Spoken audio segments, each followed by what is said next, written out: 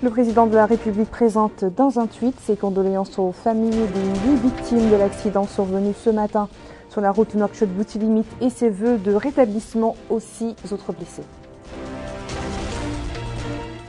Le ministre du Développement rural supervise à Foumgleta l'opération de curage des canaux d'irrigation des périmètres agricoles. Troisième session des séminaires gouvernementaux. Ce dimanche, ce sont les conseillers juridiques des ministères qui étaient concernés. Bonsoir et merci de vous joindre à nous. 8 morts et 6 blessés. C'est le bilan du tragique accident survenu ce matin sur la route Nouakchott-Boutilimit. Le président Mohamed Cheikh El Ghazouani a présenté à l'occasion de cette triste circonstance dans un tweet ses sincères condoléances aux familles des victimes de l'accident et souhaité la guérison aux blessés.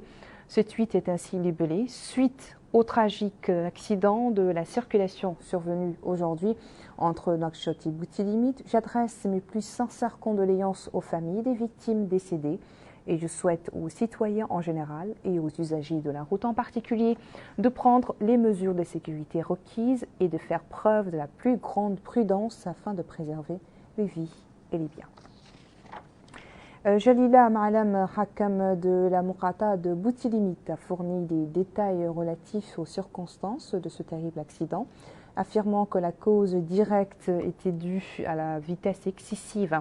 Elle a précisé que 5 des blessés, qui se trouvent dans un état relativement grave, ont été immédiatement évacués à Nouakchott, tandis qu'une enfant blessée subit actuellement des traitements à l'hôpital Hamad de Boutilimit. Selon le Hakim, la collision s'est produite à 44 km de Boutilimit entre 2 voitures, l'une venant de Tintan et l'autre de Nouakchott en direction de Bogué. Elle affirme que l'unité de la gendarmerie était présente très tôt sur les lieux de l'accident pour évacuer les victimes et établir le rapport relatif à l'identité des victimes. Le ministre du Développement rural poursuit sa visite d'information au niveau des zones agro-pastorales riveraines du fleuve Sénégal. Des zones se trouvaient aujourd'hui sur le barrage de Foumgleta, dans la Mourata d'Umbout, d'où il a supervisé le lancement des opérations de curage des canaux d'irrigation de périmètre agricole. Borkarbaï là-bas. Pour développer l'agriculture, il faut impérativement de l'eau, beaucoup d'eau surtout. Et le barrage de Foumgleta, dans la Moukata d'Umbout, constitue l'une des grandes structures hydrauliques pour mener à bien des activités agro-pastorales. Sur place, le ministre du Développement rural, Di Wulzen, a été édifié sur l'état d'avancement des travaux de curage des canaux d'irrigation des périmètres agricoles. À cette occasion, il a déclaré que cette visite lui a permis de s'informer de visu sur le niveau des opérations de curage des canaux pour faciliter l'irrigation des périmètres agricoles P1 et P2. Il a indiqué que le département ne ménagera aucun effort pour que les ouvrages hydrauliques puissent de manière efficiente répondre aux attentes des populations locales. Sur le site, le ministre du Développement rural a pris connaissance des difficultés rencontrées par les agriculteurs, rassurant que l'État continuera à déployer des moyens pour obtenir des résultats escomptés. Ba Abdoulaye est le directeur de la Société nationale de développement rural Sonader, affirme que ce projet de curage des canaux est d'une grande importance pour les activités agricoles pour cette zone qui dispose d'importants périmètres. Cet habitant de Foumgleta remercie les pouvoirs publics pour les travaux en cours au niveau des canaux d'irrigation et les efforts déployés pour développer l'agriculture. Par ailleurs, le ministre du Développement rural a visité le périmètre destiné au maraîchage implanté dans la commune de Djawal. Sur place, il a pu évaluer l'étendue de la ferme et il a été édifié sur les résultats escomptés. Nouakchott a abrité ce dimanche la 3e session des séminaires gouvernementaux destinés à dynamiser l'appareil de l'État. Le séminaire d'aujourd'hui a profité aux conseillers juridiques des ministères. 2 exposés étaient au programme de ce séminaire. Le premier relatif à l'élaboration des textes, des défis et des procédures et le second sur la coordination ministérielle, programmation et suivi. Haj Abdallah Eddina. Le processus de la redynamisation de l'appareil administratif lancé récemment par le gouvernement est composé d'une série de séminaires. C'est aujourd'hui le lancement de la troisième composante dédiée aux conseillers juridiques de l'administration publique. Ce séminaire intervient dans le contexte d'un programme de formation continue consacré aux fonctionnaires et aux agents de l'administration. Au cours de ces séminaires de formation, les participants ont suivi des conférences et des exposés présentés par des experts en droit et en magistrature. Les exposés ont porté sur les outils et les pistes susceptibles à améliorer leurs compétences en termes de tâches qui leur sont confiées. À cette occasion, le secrétaire général adjoint du gouvernement, M. Mohamed Ishaq Al-Kinti, a indiqué que ce séminaire de formation destiné aux conseillers juridiques fait partie des engagements du président de la République relatifs à la modernisation de l'administration et au rapprochement des services publics aux citoyens. Le secrétaire général adjoint du gouvernement a ajouté que des séminaires prévus se dérouleront sous la supervision conjointe du ministère de la fonction publique et de la modernisation de l'administration, ainsi que le ministère du secrétariat général du gouvernement. Ces séminaires successifs de redynamisation de l'appareil administratif cibleront les fonctionnaires et les agents des différents niveaux hiérarchiques de l'administration. L'idée d'organiser ces séminaires de formation découle de la nécessité urgente de créer les conditions favorables à la construction d'un État fort, doté d'un appareil administratif efficace et efficient. La journée internationale de l'enseignement célébrée aujourd'hui par le rassemblement des associations de jeunesse actives dans le volontariat en Mauritanie. Cette activité qui était consacrée au rôle des jeunes dans la société avait pour thème l'enseignement pilote, garant de la sécurité et de la société et vecteur de l'avenir des générations. El Haj Abdallah Yedin toujours. L'éducation pilote est une soupape de sûreté et est un outil pour créer un avenir radieux pour les générations. Tel est le thème choisi par le collectif des associations de jeunes œuvrant dans le domaine du volontariat, en vue de célébrer la Journée internationale de l'éducation. L'objectif de cette célébration, selon les organisateurs, est de mettre en relief le rôle pionnier de l'éducation dans la réalisation du développement du pays. En supervisant cette activité de célébration, le conseiller du ministère de l'Emploi, de la Jeunesse et des Sports, chargé de la jeunesse, M. Mustafa Oulimbaba, a déclaré que l'éducation joue un rôle prépondérant dans l'encadrement du capital humain en renforçant leurs capacités pour l'atteinte des objectifs du millénaire pour le développement. Cela a été mis en exergue dans les axes du programme priorité élargi du gouvernement et conformément à la stratégie de la croissance accélérée et de prospérité partagée. Le président du collectif des associations de jeunes œuvrant dans le domaine du volontariat, M. Ibrahim Al-Ramlan, a affirmé que l'adoption d'une journée internationale de l'éducation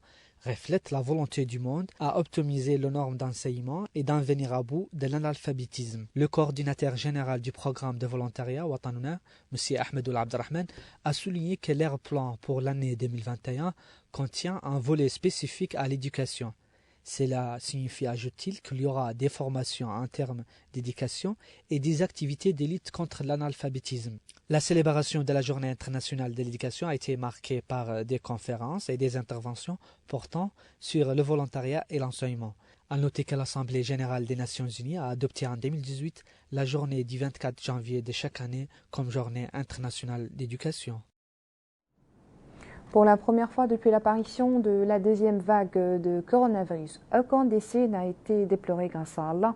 Ces dernières 24 heures, c'est la bonne nouvelle apportée aujourd'hui dans le point de presse quotidien du ministère de la Santé relatif à l'évolution de la pandémie en Mauritanie.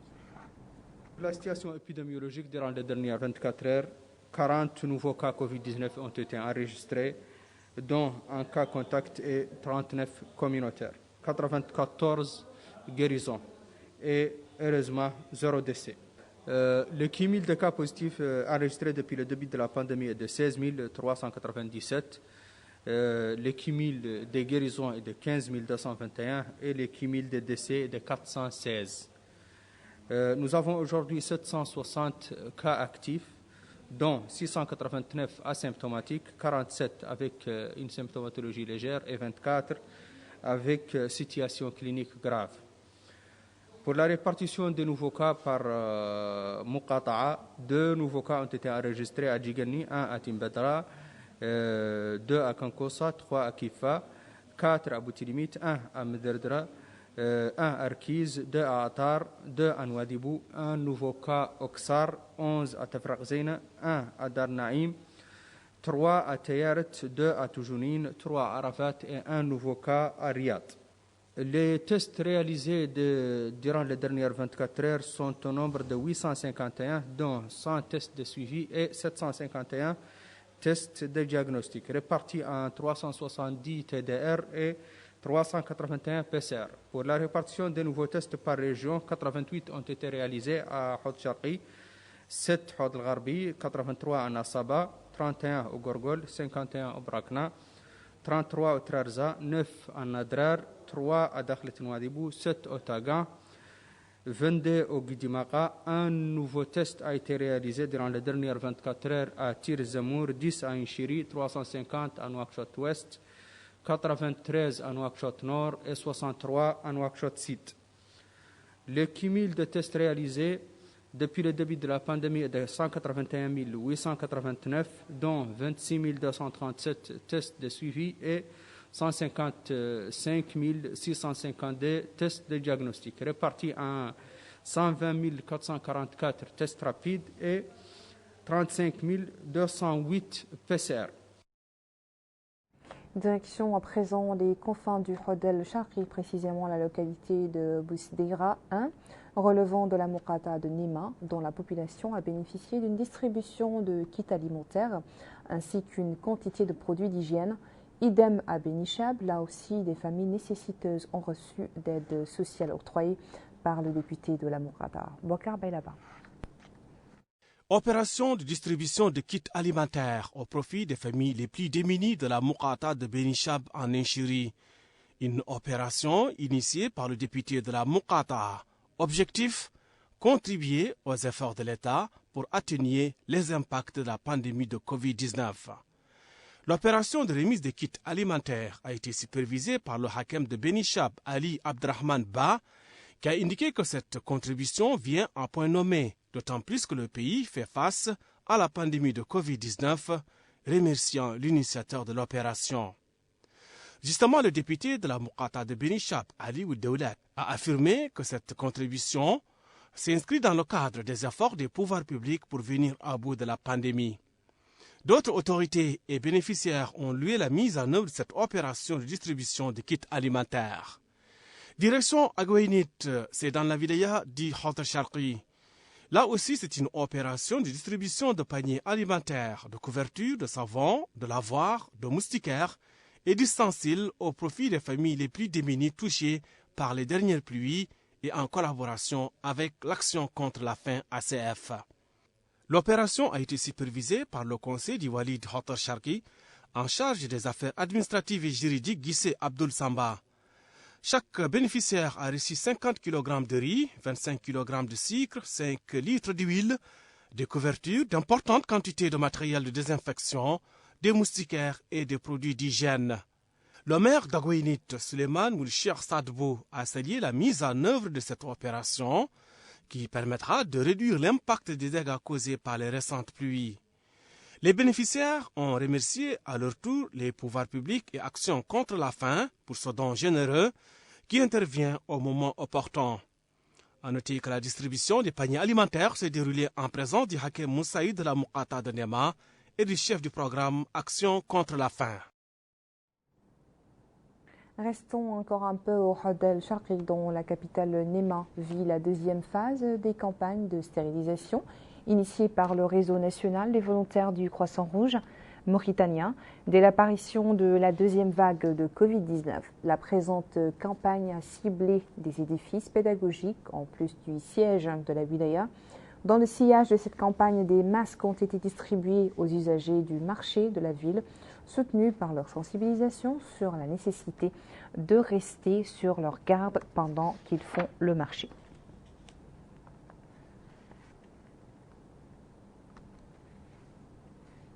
Nous allons à présent nous rendre dans les marchés de la ville de Nouadhibou pour prendre le pouls des prix des produits de première nécessité, et ce 24 heures après l'accord conclu entre les autorités et les importateurs, accord qui a abouti à des prix consensuels rendus publics hier soir par le ministère du Commerce, de l'Industrie et du Tourisme.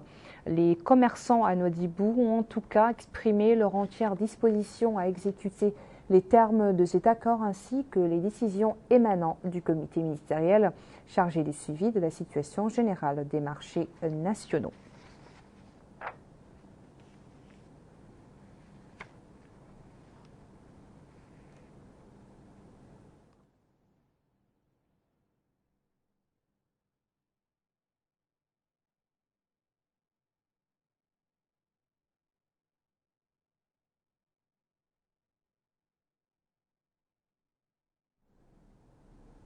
Voilà qui met fin à ce journal. Merci à vous de nous avoir suivis. Je vous rappelle les principaux titres. Le président de la République présente dans un tweet ses condoléances aux familles des victimes de l'accident survenu ce matin sur la route Nouakchott-Boutilimit et ses vœux de prompt rétablissement aux 6 blessés. Le ministre du Développement rural supervise à Foumgleita l'opération de curage des canaux d'irrigation des périmètres agricoles. Et troisième session des séminaires gouvernementaux. Ce dimanche, ce sont les conseillers juridiques des ministères qui étaient concernés. Merci et très bonne suite de programme sur El Mauritania. Bonsoir.